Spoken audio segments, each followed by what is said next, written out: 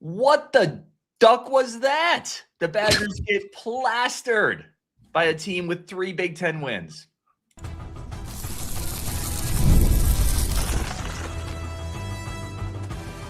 You are Locked On Badgers, your daily podcast on the Wisconsin Badgers. Part of the Locked On Podcast Network, your team every day. Well, this is Locked On Badgers live reaction show. Rajiv, Ryan, thank you for tuning in to Locked On Badgers, part of the Locked On Podcast Network, the #1 sports podcast network. I'm your host, Ryan Harings. Really do appreciate the fact that you're here. We are talking, again, the live reaction show. Today's episode brought to you by FanDuel. Have your cake and drink it too. Birthday cake flavor is back. No fork needed. Vanilla cake flavor, caffeinated kick, and no sugar. It's party time. Order now at 5hourenergy.com or Amazon. Rajiv, it's maybe apropos today that I am drinking from an Edmund Fitzgerald mug. It wasn't on purpose. It's just what I had because this was a shipwreck and there were no survivors. What happened? You know, this month has been a real funky month for the Badgers. If I'd have told you that we were going to beat Michigan State, Illinois, and Iowa, and yet somehow lose to Indiana, Ohio State, Oregon, you'd be like, wait, what? I mean, I'm sure we're going to beat Washington because I just feel like that's what's going to happen after this ridiculous loss. It's just, why do we always play down to our opponents? Why do we always just have these stupid struggles in stupid games that good teams don't do this. Good teams don't do this. Like, I'm not saying like you win every game on the road. It's tough, and give Oregon credit. They played their asses off. We didn't. One team looked like they played hard. One team did play hard the entire game, gave it everything. And one team didn't get off the bus. Well, I mean, when you don't get off the bus in the Big Ten, I don't care who you're playing, you're going to get beat. This is now the second road game in a row that we didn't just get beat. We kind of got plastered at Ohio State, at Oregon. Yeah, in the middle, we can beat Iowa. We can beat Michigan State. We beat Illinois. No problem. We can beat Michigan. No problem. But when we face these guys, we just can't. It's annoying. It's frustrating. We're probably going to beat Washington. We're probably going to feel better about it after that. But I would love for this team to have the consistency that we so desire, but instead it's just too good to be true. You know, I think we're at the point of the season, man, where, sometimes if you're in a difficult relationship, you just got to stop being surprised by it. And I feel like we continue to be a little surprised by inconsistency, and that's the hallmark of this team. They're inconsistent, and eventually we just got to stop being surprised by it. I'm not surprised. I'm just pissed off. But I feel like people are surprised. I feel like are you not surprised we lost by 14 to Oregon? Yes. Yeah, for sure. Especially because we went into the halftime with the lead. And then honestly, can you imagine, like, I think we had in the second half, we might have had at least 11 or 13 second chance points. Had we not had those, can you imagine what this second half would have looked like? Like what did I think we gave up 55 second half points. Can we let that sink in for a minute? We let Oregon, who is not a good offensive team, score 55 second half points. If that doesn't tell you everything you need to know right then, I don't know what does. I mean, 34 points in the paint for Oregon. What are we doing? Do we? I mean, is this our like B team that they dressed up as our guys? Like, what happened? It's just who we are, right? Like, it's just who we are. It's just who we are as a team. We are not a consistent team. You know what we are? And somebody texted this to me during the game, and I thought it was really well said. We're an immature team. We just are. And we are capable of ridiculous wins. I mean, we've seen it and we've talked about it. But we are just not a mature enough team to maintain the keel. And it just is who we are, Rajiv, which is why, again, we talked about it. I think they can knock somebody off in March, but I don't trust this team to be consistent enough to do it, to take a deep run.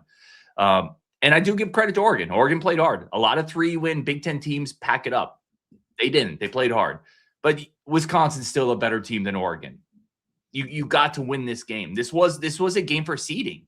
This was a really important game. If you're gonna make a run in March, you make a run by not being an 8 or 9 seed. That's just what it is.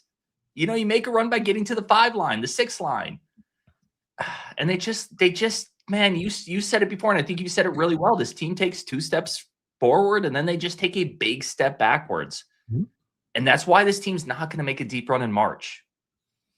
Yeah, I mean, and the thing is, like, after our last step back into Ohio State, I thought, okay, let's now take 2-3 steps forward. Let's grow. And that Iowa game looked great. And then all of a sudden we're like, this just happens. And we kind of all saw it coming. Like, how bad is that? Like, first of all, I'm so tired of losing to Oregon, football, basketball. Like, we never beat them. I can't take it. Like, what last year at the Kohl Center, like the one that you went to, remember that debacle? And then this, it's I remember like, it. can we just play with some passion against a team we're supposed to beat? Like, that Penn State game, we beat the crap out of them. That's how I expected us to play tonight. I was hoping we were going to play tonight. And honestly, we're up 19-10, 21-12. I'm like, oh, we're good. And then we went into this inexplicable scoring drought that this Badger team has not seen this year. To go into a 7 or whatever minute scoring drought was just really perplexing to see. And it was just a sign of what's to come. We barely scored points after that. Every point we scored after that was like just clawing and stupid plays all over. The turnovers in the second half. Oh, stop it with the turnovers in the second half. We're throwing the ball at guys who weren't looking. Okay. We're literally throwing. That was like a high school team playing in the second half again with those turnovers. Listen, you miss shots. But really, 8, 9 second half turnovers, please get out of here with that crap. I love it. Let's start there. James Husby, turnover city in the second half. Reggie, we talk about this all the time. Not all turnovers are created equally. If you have a fast break and somebody makes a great play to break something up, okay.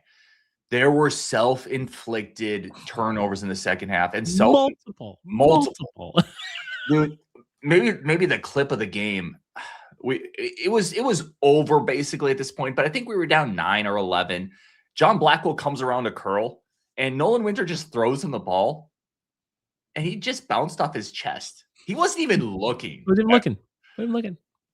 That's a junior to a junior. Bilioskis, Rapp, Rhodey, they all had horrible turnovers at the top of the key. At the top of the key, 24 points Oregon had off turnovers. And some of those were just stupid, dumb turnovers where you knew we were giving up points like that. Honestly, that if you don't have turnovers, just get rid of the stupid, idiotic turnovers that we wouldn't do in any other game this year. It would be a 2-point game. I mean, it's like, that's how close this is, but we just kept getting in our own way. I texted you in the middle of the second half. I'm like, if we can just stay out of our own way, we win this game, but we couldn't. It didn't matter what happened. And then of course, Oregon just decided to go nuclear every time they had a 3-point shot. They were just draining it at the end of the game, but also stop giving up so many open threes. 55 points to a bad Oregon team. I don't care if you're playing Duke or Michigan. You don't give up 55 second half points. That's inexcusable against the number 1 team in the country, let alone the 156th. Yeah. Nothing to add there. Listen, the turnovers are reflective of the fact that you're not locked in when you're turning the ball over in that manner. And there were multiple turnovers, man, where we're coming up a pick and roll. And we just put the ball in front of us. You're just not protecting the ball with your body. And Oregon's swiping down on it, and they're getting easy looks, and then they're running out. We're not getting back in defense. We're hanging our heads a little bit. There was a couple plays I was specifically watching some of our – I don't want to call anybody out, but like there's specific plays where guys are just hanging their head after a turnover. Get back and run. Sprint. You got to get back on a turnover, man. This was just a bad game, a bad effort. It's frustrating. And I'll say this too. I thought Wisconsin had a chance to bury this team early. They were up 21-12. Mm-hmm. And this is where I'm going to be a little critical of Greg Gard. He took Nick Boyd out, and they immediately went on a run. And I didn't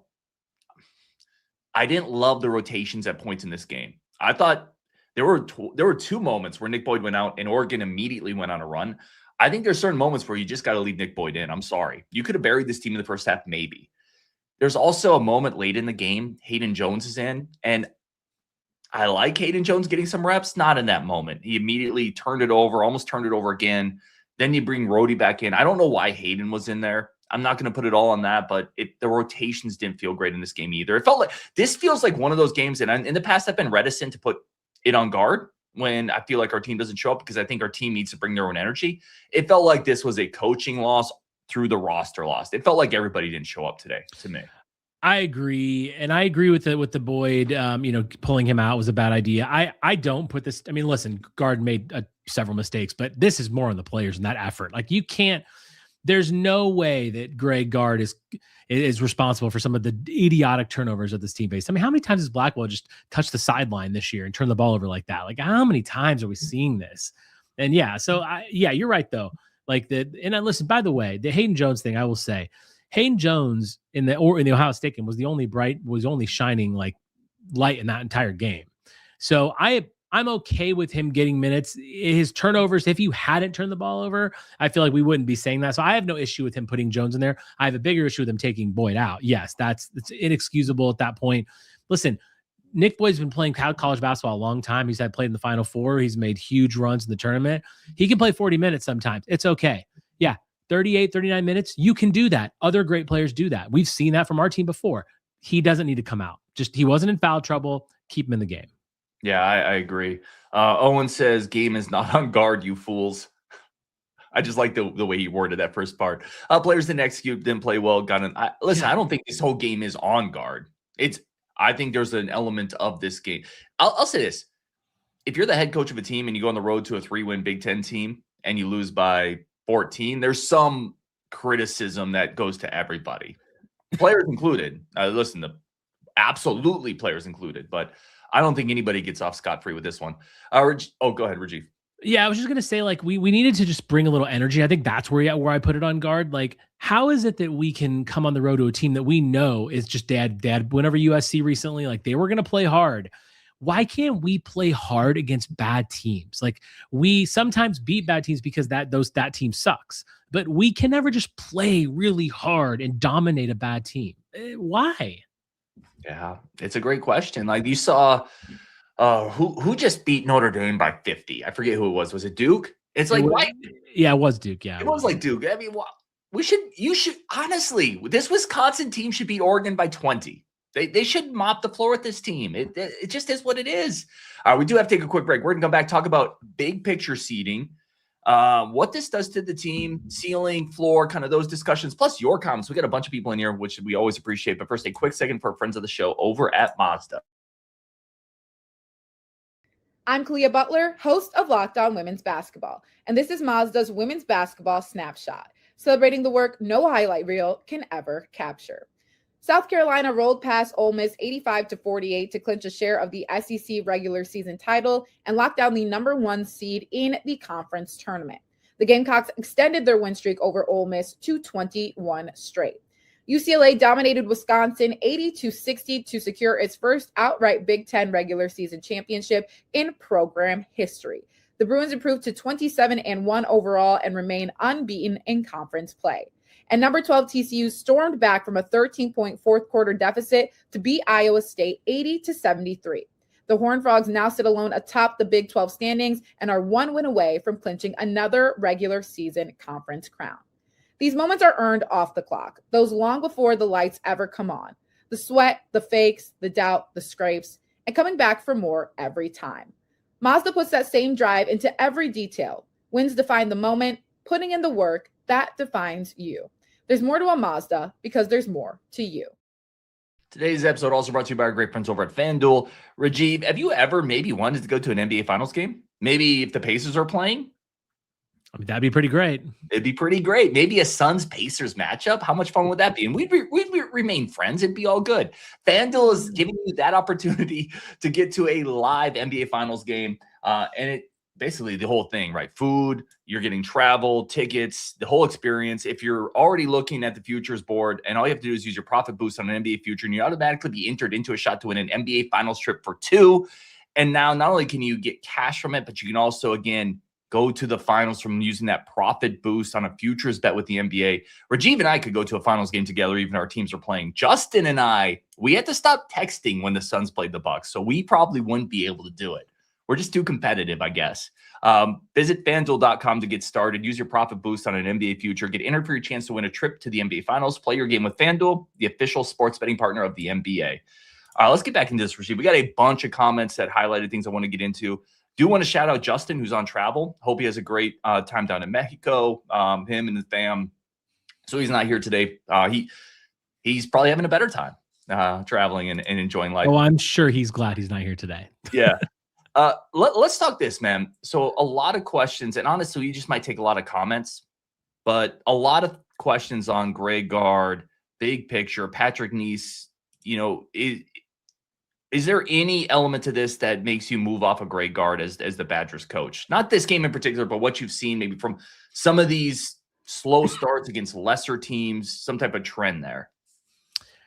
I mean, in the middle of the season, no. I think you evaluate everything at the end of the year. I'm not even going to get there at the end of the year. I think like Gard's ability to bring in 3 straight, incredible transfers, means something. Yes, we're going to question his coaching. We questioned it tonight. We're going to continue to question it. And if he loses in the first round of the tournament, I'm probably going to have a different feeling than I am right now. But no, not right now. This is just it's a kind of an emotional thing right now. Like, you're going to say that, and I'm feeling that, but just that's what happens when you lose on the road like this.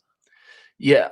Patrick, by the way, Mike is not here. That is all me handling the comments. So when you see my head going back and forth, this is too late for Mike. This is all me. I'm in the same spot with Rajiv, though. As frustrating as this is also a season that has wins against Michigan, Illinois, Michigan State, Iowa. This team's going to be an 8-9 seed. They have a chance to get into the round of 32, maybe shoot themselves into the Sweet 16.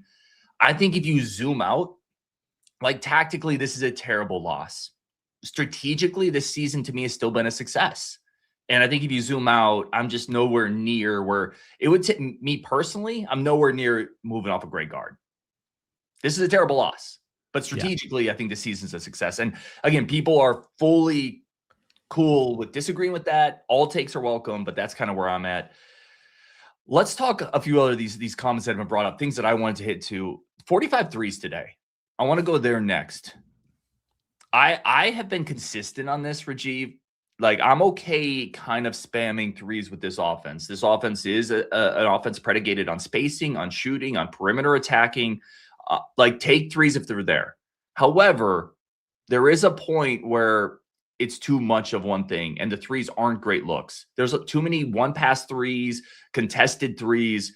At some point, if you have a 2-minute scoring drought, if you 3 minutes with one bucket, you got to engineer a better look. You got to get in the paint. You got to hit Winter and play inside out. You got to drive. I thought we settled way too much. I think we let Oregon off the hook. Again, I like open threes. I'm all for it. A lot of those threes to me weren't great looks, and I think they settled, man. Yeah, they were forcing. I mean, they were trying to shoot their way back into a game that looked horrible. And yeah, you took bad shots. And I feel like, obviously this isn't exactly true, but I just feel like everything they did was either they shot a contested or sometimes an open 3, or they were getting blocked at the rim. I think Oregon had 8 or 9 blocks or something, but that mid-range is open. And the commentators even mentioned it, like the teardrop shots, the mid-range shot, free throw line extended, all those were open. And Blackwell usually takes a little more of that, but he didn't do that. They weren't taking advantage of the thing that they were getting from Oregon. But also, you mentioned it, we've mentioned it all year, touch the damn post, get the ball into the post. And then all of a sudden, that post player that's got the ball has vision, and they can decide, is there a double coming? Do they need to go? Should I just attack the rim? You can improve spacing that way. There's just no reason not to do that. And instead, it was just dribble around, drive. You can't get it by anybody, so you're dribbling back out. You're passing. There was one point where it was a 2-man game between Blackwell and Winter on the side, and it was the best shot they got was a fadeaway contested 3 from Blackwell. I'm like, you can't be serious. You're playing a 2-man game. Can you do anything else other than that? I know Winter was hobbled, but man, it just looked like such an anemic, uninterested offense. Yeah, the threes are outrageous. Come on. 45. They took 45 threes. School record, by the way. Big shock. You can't do that, man. Even with this new offense. You know what it reminded me of? I'm a big baseball fan too. It reminded me of a team trying to hit 3-run home runs every inning to get back in a 2-run game. Hit some singles, hit a couple doubles, get on base. I just felt like there were chances. Oregon was giving you open looks when you passed the ball. That early lead you built, it was crisp ball movement, getting in the paint, kicking it out, finding open shooters, relocating, and then we just got away from it. Rajiv, give me something else that's on your mind here. I definitely wanted to hit on the 3-point shooting. Yeah, so I want to talk about bigger picture stuff with seeding, actually, just because I feel like I know that's been in the comments a lot as well. I don't think this necessarily just immediately drops you down to the 8-9 line. I think ultimately As sad as this game was, it was a quad 2 loss. It wasn't a quad 3 or quad 4. It wasn't considered a committee bad loss, even though we know it's a bad loss. I'm just speaking from the committee perspective. It's not. It's a road game in the conference. They're ranked 114th in the net, which is a quad 2. In the grand scheme of things, when you zoom out, which is hard to do right now, I know everyone's emotional. I'm emotional too. But when you zoom out, it's not a bad loss, especially if you go get a quad 1 victory on the weekend and you beat Washington. All this goes away, and now you have a 6th quad 1 victory. You can definitely still be on the 6-7 line with some wins down the stretch, for sure. Not saying you have to beat Purdue, but you got to beat Washington. You have to. Otherwise, you are going to end up on the 9 line. You beat Washington, you beat Maryland, and then if you lose to Purdue, whatever happens, you could sneak in there just because Minnesota moving up, it helps us and all these other things. But I know it's hard to say, but it really is not a bad loss in the committee's eyes. That's a great point. Is there an element, though? I mean, it's a really, really good point. And as always, Rajiv does a really good job of contextualizing things, whereas maybe I get a little more emotional at times, maybe just a tick. But there is still an element of the committee is also comprised of humans who are going to see a loss to the net is one thing, and it's incredibly important. Like, they use it. It is a metric that is used, and it's important. There's also an element of humans deciding this stuff, and you just lost to a 3-win Big Ten team by 14. Like, I do think that that does hurt you more than a typical quad 2 loss. It does, but at the same time, I would argue that it doesn't, only because, like, if it's at home, it's a huge deal. It's a huge deal because if we lost to Oregon at home, that's like a quad 3 at least. It's just like I understand what you're saying. You're right. They're humans. They're going to look at that, but they're also going to be staring at a win at Michigan, which is undoubtedly the best win in the country by any team all year. I'm not trying to justify this loss. I'm just saying, like, it's not going to hurt us as much as it is. And as much as people think it is, because yes, it's a bad loss, but it's really not. Like, I saw it coming up with the list of bad losses. It's not on the list of bad losses. It won't be there. We don't have a bad loss yet. It's a quad 2, which is not a bad loss. Yeah, it's well said. Jay White, I think this is a small part of this game, but I thought it was a really good comment from Jay White. AB played Biddle strong in the post, got burned on the perimeter.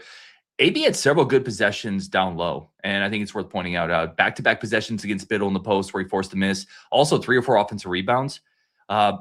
Bieliauskas has issues on the perimeter defensively, and he needs to shoot the ball again. He's getting too passive offensively. When they skip him the ball, keep an eye on AB. He doesn't even look at the rim at this point.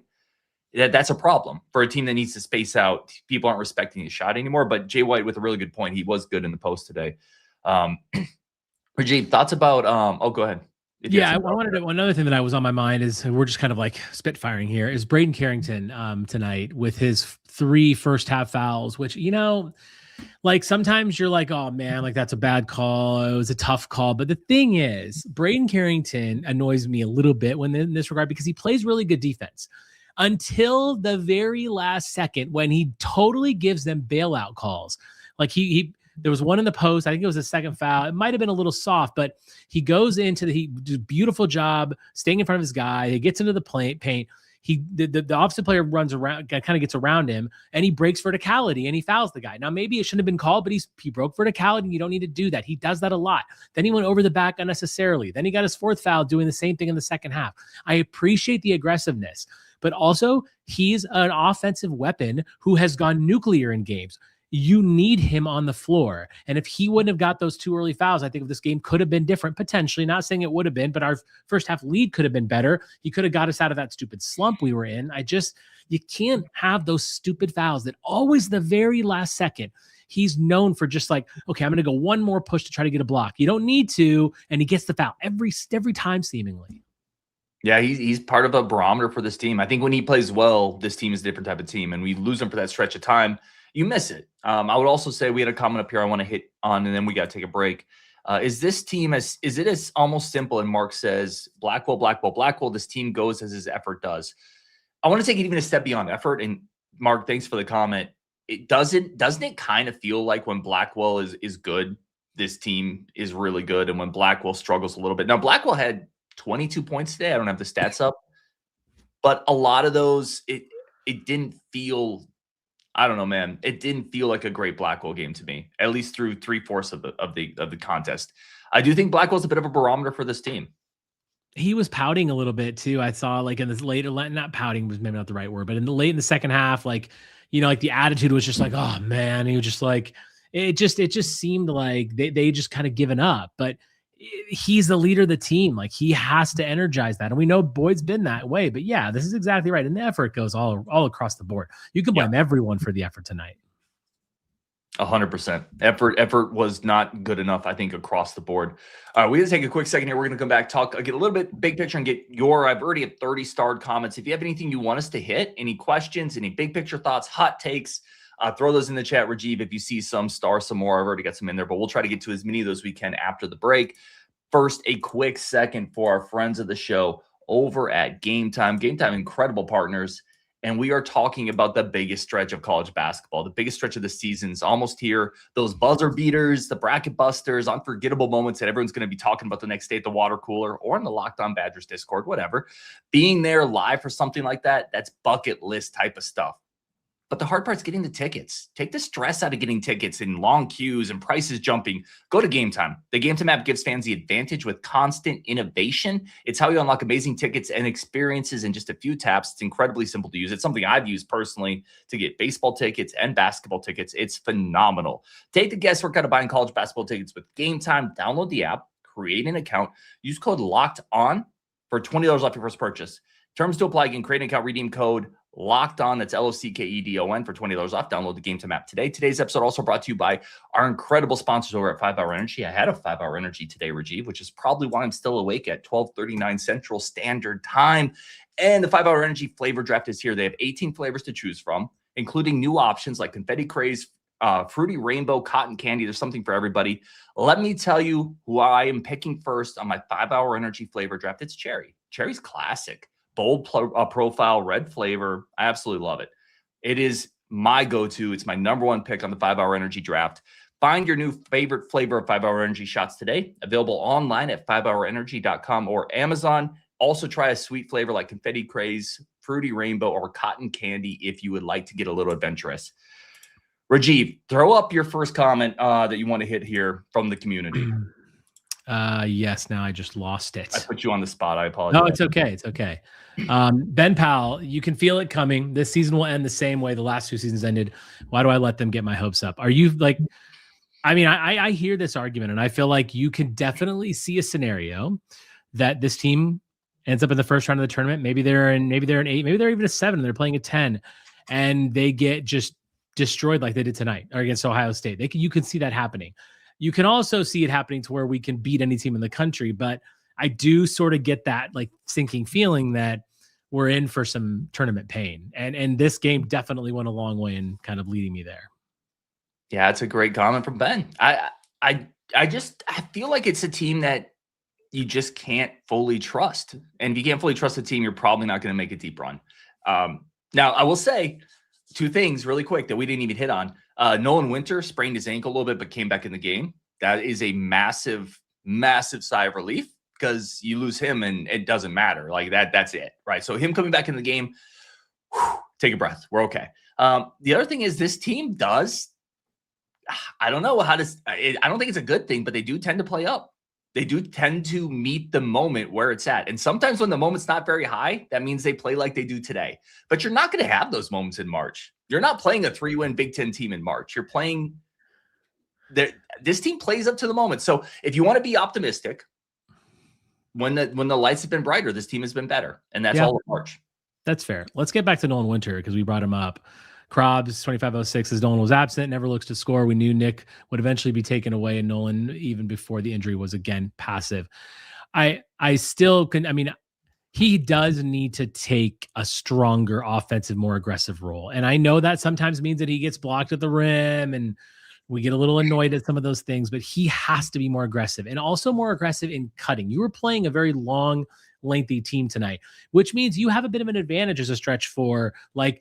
You know, how about like flashing a 3-point line and then having a good backdoor cut or something like that? Like he has to get more aggressive and he has to demand the ball when he's on the way to the paint or in the paint.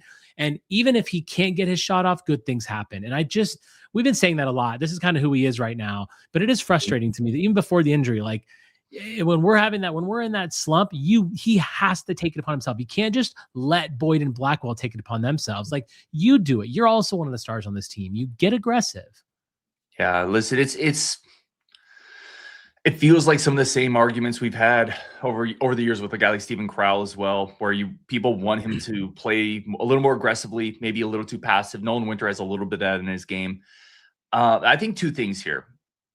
When your offense, which is driven by the guards, takes 45 threes, inherently that's going to take the ball out of the post. That's again where I think the guards need to do a better job getting in the paint and setting people up. Nolan Winter's not bringing the ball up the court. There's several times where he doesn't even get a touch. It's hard to be really aggressive when the shots are going up 45 times from the perimeter. He does need to get more aggressive. Yes, I think that's very true. And I also think from a coaching staff standpoint, you have to force that issue at times. I said it in the Discord, man, just call for a post isolation, run a cross screen where the one big sets a screen for Nolan's guy. He flashes across, you swing the ball and just bang it down there. Tell your guys, guys, we're going to Nolan Winter in the paint this possession. Okay, we're going to run this play. We're going to set it up. Sometimes as a coach, you got to force that. And I think the blame is everywhere. We talk about this a lot. It's never 100% on Winter. It's not 100% on Boyd. It's not 100% on Gard. I think all of them shoulder some blame there. But yeah, you need more from Winter. That 100%. And I think you need everybody to lock in on that, from the coaches to Nolan Winter. Again, he gets stinged up. It's hard for me to be too critical of him in the second half after he got hurt. But in the first half, you need more. He had 3 shots in the first half. That's not good enough. And yeah, go ahead. He airballed the 3 in the second half, and he got gun shy, and they were giving him all kinds of space after that. He didn't shoot another shot, I don't think, from the behind the 3-point line until like garbage time. But yeah, I still think he can do more. And if he's out there showing in the post, no one's going to throw him the ball. You're going to throw him the ball. Yeah, I don't disagree. Again, I think it's on everybody a little bit. Yeah. I also think if you have a veteran 5th-year point guard, part of Nick Boyd's job is to understand, I got to get Nolan Winter involved. I got to get John Blackwell involved. That's part of your job as a point guard. So I think there's blame to go around, some of which is on Nolan, but some of which is on other people. I do want to throw this up. Clint Prom, who's been on a lot of shows, which I appreciate. Who played well tonight? Anyone? I want to shout out the progression that Austin Rapp has made this year. And he just continues to me to get better and better. He is now pump faking, driving the paint, shooting. I mean, hitting people in the corner. He had a drive for an end one with an underhand, kind of a scoop right-handed layup. You're seeing layers added to his game, which should be really exciting if you're a Badgers fan. He's not going to carry the team, and he still needs to get better in spots. But defensively, he's gotten better. And offensively, you're seeing layers added. I thought he played well today. I have no issues with Austin Rapp today. Rajiv, anybody else want to shout out? He took 6 threes and he only made 1 of them, but they weren't bad shots. I don't think his threes were bad at all. I think sometimes I wish he would have taken a bit more. There was times where he pump faked and he didn't nearly need to. I wanted him to just take the shot. 7 rebounds from him as well. Really good. No, I really don't want to shout out anybody else. I feel like you kind of mentioned Billy Oscus earlier. I think he played all right inside, 9 rebounds. That was effective. But honestly, no, I think this team just played so poorly that I don't think there's really any game balls to go around. Other than Austin Rapp gets a little bit of one, but yeah, man, this is just one of those performances where, sorry, no one's getting any shout outs from me. That's fair. Gabe Ramos, who is a good dude, he says cocky. Look like we looked entitled in this one. What's the biggest reason for you that we played down at times? Is it cockiness? Is it a lack of leadership on the court? What is the biggest reason this continues to happen in games where we shouldn't? It is really perplexing, but I think in situations like this, it absolutely is it's the reflection of the leadership on the court. And because Greg Gard doesn't want him to play like this. I'm not saying he couldn't be better, but he doesn't coach this. So when you have a leader on a team that brings it and leads by example and shows and gives tons of effort, that bleeds to everyone else on any team. And Nick Boyd does that for the most part. He plays well, but he also can get a little bit it's the game that's a little bit cocky sometimes. And I just feel like that bleeds to everybody. And then we get behind and then we get more down on ourselves. We start turning the ball over. Then it only gets worse. It's a compounding thing. And so you got to have a good start. Even we had today. But yeah, it's always, in my opinion, when you have this kind of thing, it's a reflection of leadership on the team. I'm mostly there with you. I've said it before. I think the players need to step up And BYOE, bring your own energy. We talked about this, Rajiv, after I think it was the Iowa game. We said, now don't go out and lay an egg against Oregon because that's a tricky thing. How much of this is a 10 p.m. Central Standard tip? Do you put any of that on this? Because I don't really. That's in the comments, but yeah, listen, West Coast games are tough. I understand it's a lot of travel, but that's not an excuse. To me, that's a BS excuse. Like who cares? Like you're playing a game of basketball, like a game that you've been playing since you were probably 3 years old. So I don't care if it's 8 p.m., 10 p.m., whatever. Like, first of all, I'm glad we finally had an 8 p.m. Pacific game. Yeah, awesome. Except we lost. But no, it's if I'm telling you, if Blackwell and Boyd would have just had this laser focused energy out there and played hard and did everything they needed to do, then this wouldn't have happened. I agree. 100% agree. I don't use that as an excuse whatsoever. And again, we talk about this stuff a lot now. These are our paid players. These are essentially professionals. It is what it is. Like, if you go out and you play like this, you deserve a little bit of criticism, and there's not an excuse to go back on. Joseph says no excuses. I agree. And you also started this game up. You were fine. 21-12. We were up 21-12. Yeah. And we lost by 14 points. What the hell is that? That's not a 10 p.m. Central Standard Time tip-off reason. It's a just lack of focus. That's all it is. Maybe they should have participated in the 5-hour energy draft like I did and got some 5-hour energy to carry them through the second half. Rajiv, shout out sponsors. Let's go. But no, like, it just was a sloppy game. There's no excuses. I'm not going to, and I guarantee you Coach Gard isn't going to go up there in the post game and say, well, it was a late tip. No, you turn the ball over, you got lazy on offense. It is what it is. I mean, from that point on, when it was 21-12, like, that's when our scoring drought happened. And they beat us from that point forward to 73-50. I mean, like, that's a thrashing at the hands of a 3-win Big Ten team. Yep. Rick Mueller says that 10 p.m. start is real. Look at the stats all time. But not like this. Not turning the ball over when people aren't looking. And like, yeah, okay. Like you had said this after the Ohio State game. It's one thing to like lose a buzzer beater on the road in the Big Ten. Yeah. But we looked like ass in the second half. That's not anything to do with start time. That's to do with lazy, bad leadership and just poor play, lack of effort. You can't blame anything on that. Like, that doesn't make sense. Like, and it's fine if that's your perspective. I get it. But like, this kind of a loss has nothing to do with that. I think what's most, and we'll wrap up here in a sec, get a few more of your comments. I think what's most frustrating is when it started to go bad, it felt like the things this team has done well in its recent stretch of play went out the window, and they reverted back to early season Badgers, where they stopped kind of running their offense. They were taking more isolation shots. It felt like a return to kind of the out of non-conference version of what we saw from Wisconsin, where they were maybe a little bit of a front runner when they got punched in the mouth. They kind of, I'm not going to use the word quit, but they stopped playing team ball. They felt discombobulated, and it felt like a return to that. And that's disconcerting, because you're going to get hit in the mouth in March. Teams are going to go on a run against you. And I'm not saying they're going to fall apart in March because this happened today, but you would like to see a little more resiliency, right? You would like to see a little bit more composure from a veteran team, Rajiv. And again, the word I start off this show, this team at times doesn't feel mature enough. And it's a little frustrating. Yeah. When there was a point in the second half where we got it to 6. It was 62-56, and you felt like a little energy. It was our only little mini run of the second half, and then Oregon went down and hit a 3, and that was just so deflating. And those moments, it's like, again, great teams, great leadership. They find a way to just keep going in that moment. Like, you could have gone right back and just kept on going and push. But instead, that's when everything started to go away. Then 9 became 10 and 11, 13. And the lead just went away. There was really no other run left. And we just kind of died on that. And it's like that. Those moments are where good teams really can push. And sometimes it feels like that sort of lackadaisical attitude we get happens when we're not hitting shots. But instead of just like really focusing and keep going, once we hit a few shots, that's why the Michigan game, we were down in that game against Michigan, but Biliauskas just went nuclear, and then we were all of a sudden within 2, and then everyone's like, oh, okay, let's start playing now. But like, how about do that when you're down and really fight your way back? And we had no fight in us tonight. And by the way, as poorly as we had played, that was still a game down the stretch if we had locked in, and we just couldn't do it. Easily. We just couldn't do it. Nick Hitchens, great dude. Nick and Tracy, friends of the show. Do you think players are already pulling a store and thinking about next year's destinations?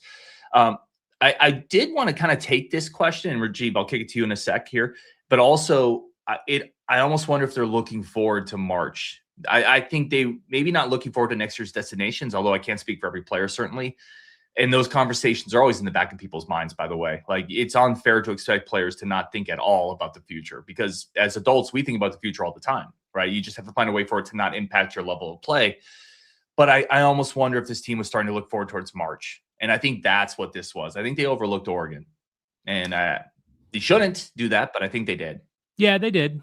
Yeah, it goes back to what we talked about with leadership on the court and coaching and everything. But yeah, I agree. I mean, Nick Boyd is a guy who went deep in March. He went to a Final Four as a not so high seed, and that I think that kind of shows like that he knows that anyone can make that kind of run, and he is excited about that. And I think they are looking ahead towards that, but they're going to help their cause a lot more if they can get games like this. It's not going to hurt them that much in the grand scheme, but winning this game and adding that it would have kept you on that line and move it up, not like trying to fight back to it. Yeah, that's well said. Rajiv, last thoughts, anything else that you want to get on to wrap this up as we kind of take this show out? I mean, it just now makes the Washington game a must win. Like, and it just because now you've got to get that momentum back. You can't listen. And the one thing I will say, like, a lot of people disagree with me on like the committee stuff. The late season form, like how you go into the tournament, is always a big factor. Last 10 is always something they look at. So that does matter. And that's why you can't let this slide into two. You got to get one of these West Coast games. Like Oregon's a quad one win. I'm telling you, it makes up right for it. It just totally makes up for it. If we can get another quad one road win against Washington, got to do it. So like if that happens, then fine. But yeah, just like it's just annoying, man. I'm just upset. Yeah, it's frustrating. I think you're right, though. You move on, right? And I will say the one thing this team does, and they've had to, because they've had some clunkers, they tend to rebound. They tend to come back from those type of efforts. So this team has responded when they've had a loss that hasn't looked great. They've usually come back the next game and played really well. I expect them to play well against Washington, because it does feel like at times this team, I said in the Discord because I was frustrated. I guess I'm on a shipwreck analogy today because I let off with Edmund Fitzgerald. I'm like, this team is like the Titanic. When they start feeling themselves, they hit an iceberg and then everybody dies and there's no survivors. I think they're going to come out against Washington and play well, and they need to. To your point, they need to. And also a really good point about the big picture context of the loss and where it falls in the net. So come out, beat Washington, and then move on. There's not really much else to add there, Rajiv. That's it, man. We just got to get another victory. But hey, you know what? We're still here. Win or lose, we're still here. 42-minute show, like after a loss. I thought we'd ended after 20. Oh, dude, there's a lot to talk about, man. I mean, honestly, I could go for a little bit more, but it's 1:00 here and I got work tomorrow. So we're going to wrap it up there on Wisconsin. Appreciate every single person for dialing into this. If you do watch every show, thank you for the everydayers. As always, go check out Rajiv and Justin and everything they do in the Bucket Report. There is an everydayers club if you want ad-free episodes of Locked On Badgers. There's a members only Discord that has all the other Locked On hosts. So if that's something that's interesting, that link is in the show notes as well. And for everybody tuning in on Wisconsin, thank you for being here. There's 100 of you at 1 a.m. Central Standard Time in this right now. So thank you for being a part of this community. As always, it's humbling and it's our community. It's not Rajiv's, it's not mine, it's not Justin's, it's all of ours. And it's something we've tried to build together to make it more fun to be a Badgers fan, even on nights like this. So on Wisconsin, and we will definitely talk to all y'all tomorrow.